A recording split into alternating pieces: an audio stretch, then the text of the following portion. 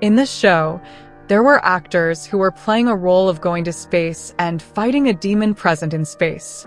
The entire science fiction movie was based on space exploration.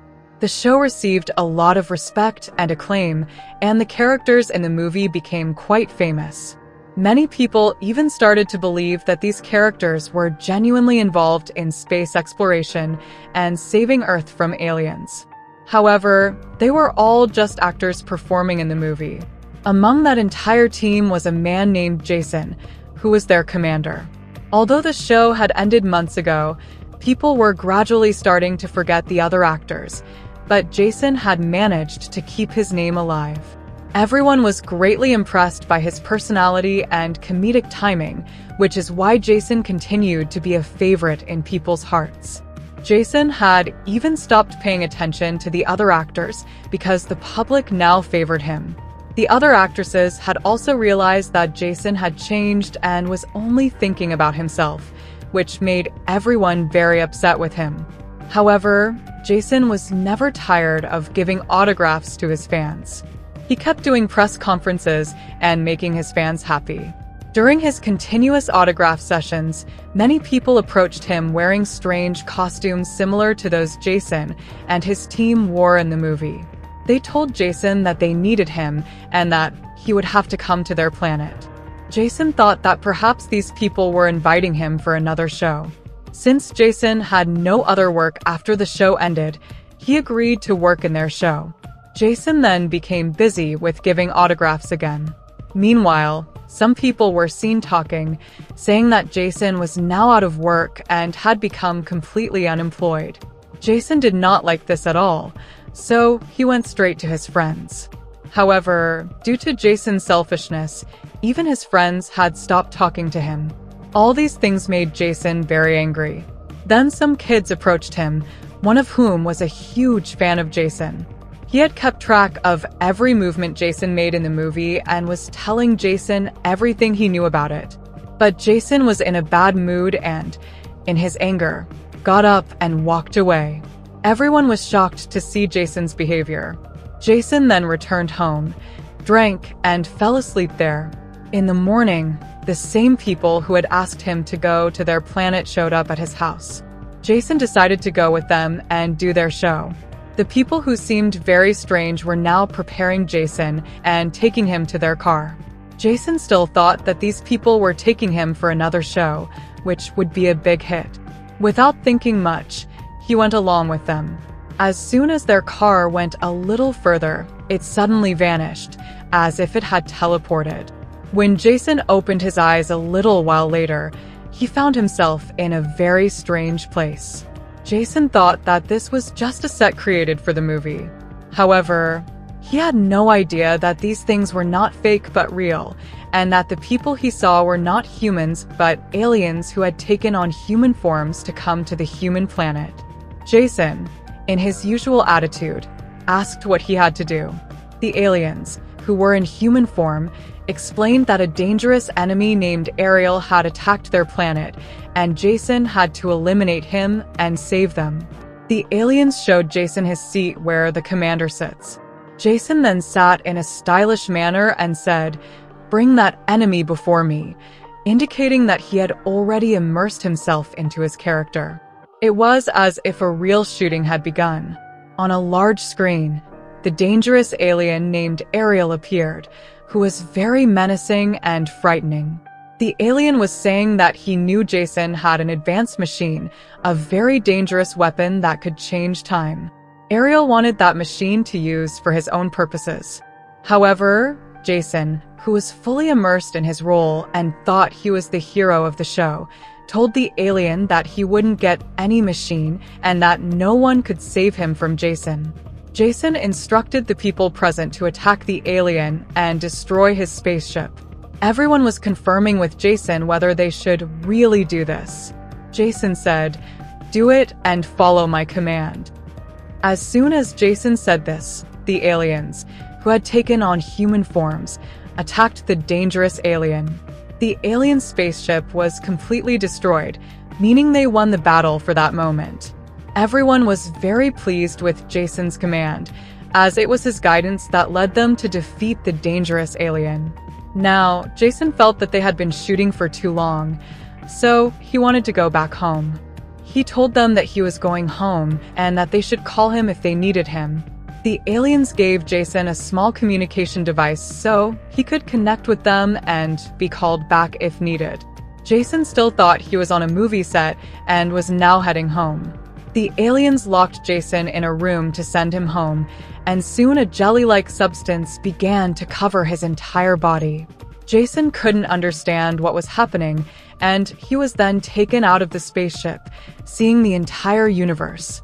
It was at this moment that Jason realized he was not on Earth, but on an alien spaceship in space. The jelly-like substance transported him into a black hole. After traveling through the black hole, Jason arrived directly back on Earth, meaning home. Jason was in a state of shock because he hadn't expected any of this and had been treating it as just a show shoot. But now Jason had learned that the aliens were real. He immediately went to his friends to tell them that he had seen aliens and had been to their spaceship. However, Jason's friends were very angry with him and didn't believe him at all.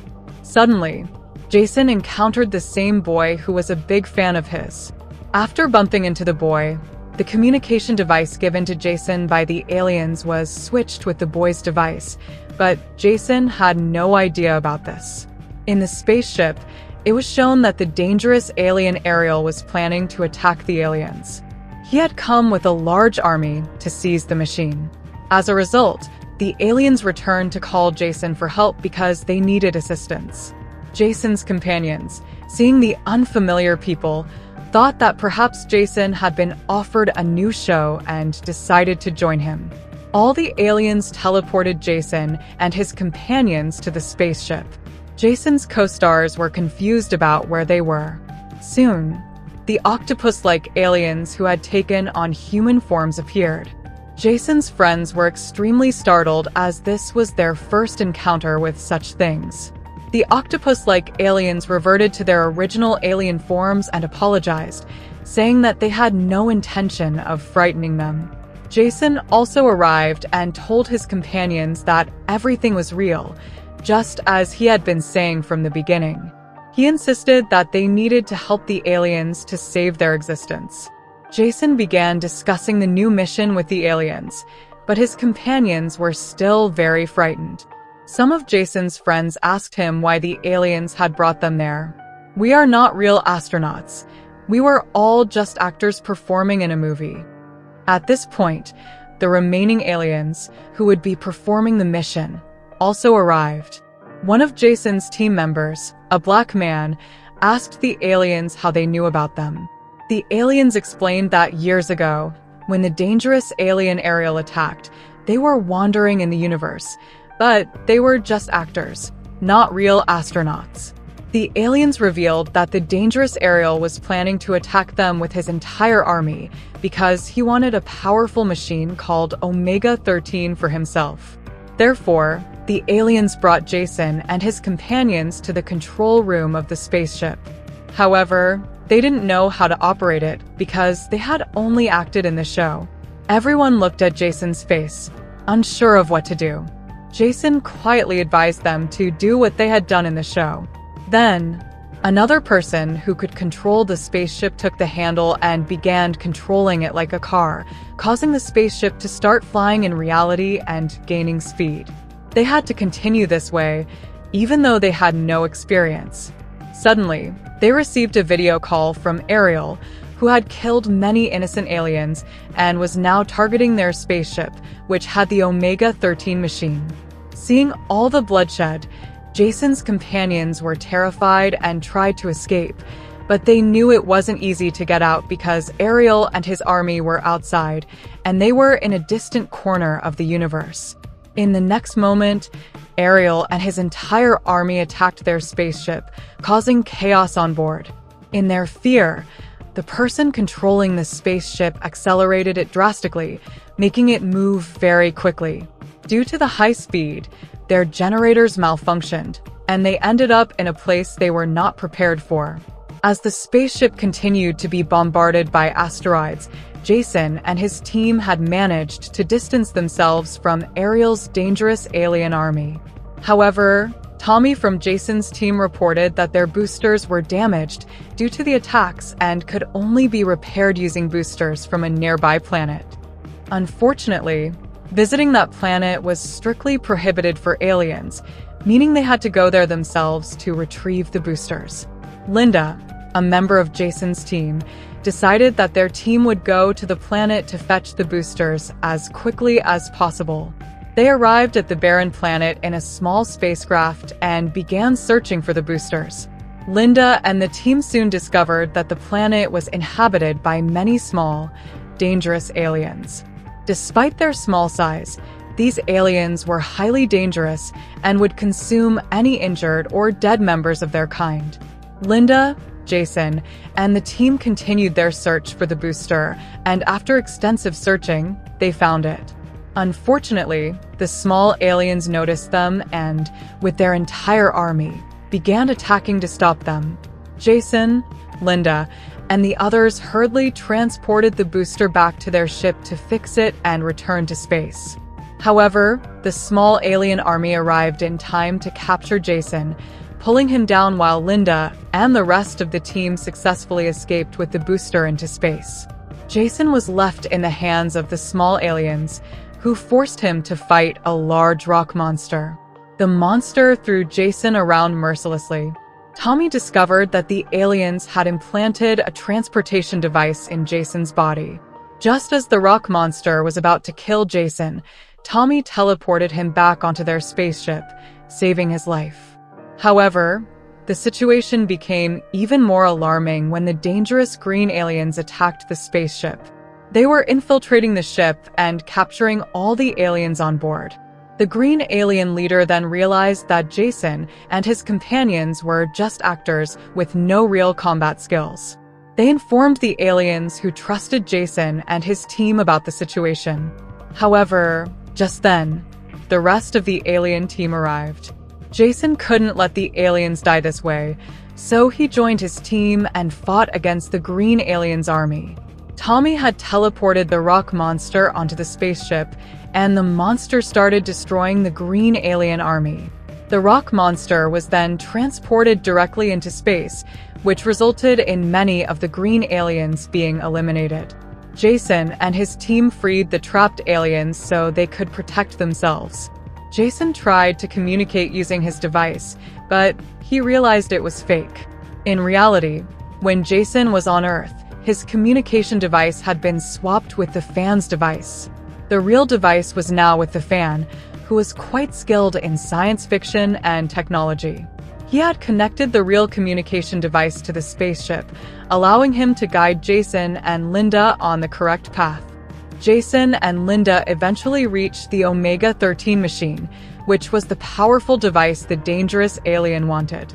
The fan explained that it was a time machine that could travel to the past or future. This meant they could fix any mistakes made. Jason realized that if this machine fell into the hands of the dangerous alien, he could alter the past as he wished.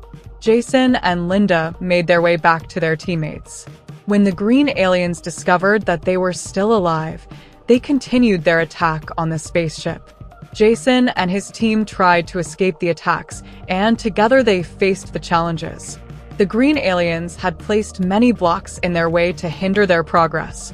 The blocks would explode on contact, so Jason and his team made a strategic plan to have the blocks detonate on the green aliens' spaceship. They frequently changed the direction of their spaceship and flew past the green alien ship, causing the blocks chasing them to collide with the green alien ship and explode. Soon enough, the green aliens' entire spaceship started to be destroyed. Jason and his alien team were very pleased that they had successfully completed the mission.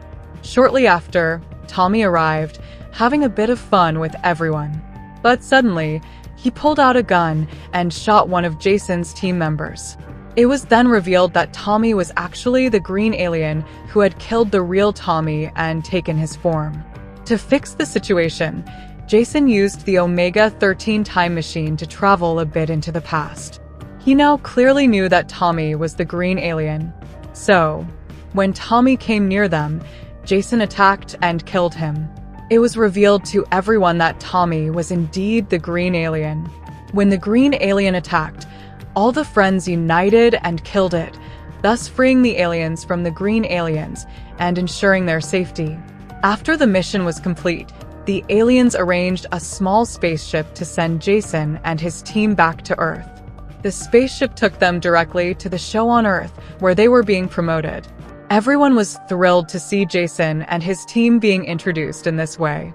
People began to believe that they were real astronauts and that their movie had showcased reality, which made the audience like them even more. Not only did Jason gain fame, but his entire team became extremely popular. After gaining such popularity, the audience demanded a sequel to their show, and it seemed likely that a second part would indeed be released. This adventurous story ends here.